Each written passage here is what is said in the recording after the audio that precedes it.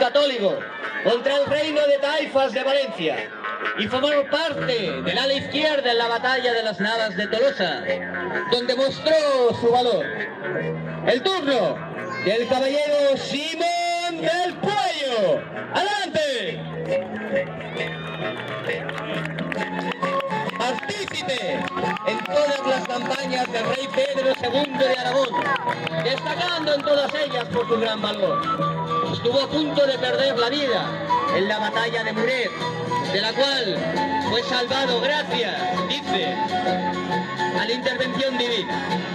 En tercer lugar, el caballero del Vallés de Bergua. ¡Adelante! Rico hombre de Aragón, tenente de las villas de Tauste, Egea y de los Caballeros.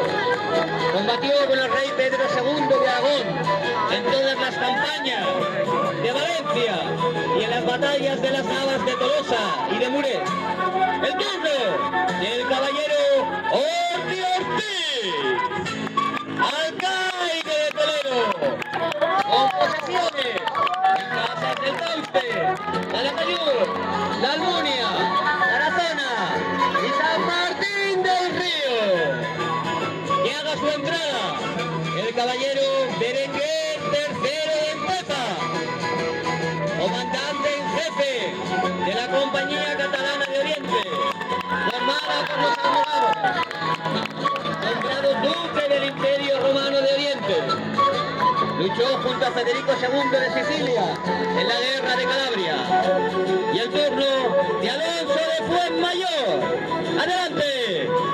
Señor del Castillo de Almeza, con posesiones en Huesca, Zaragoza, Vuelta de Ribagorza y La Litera.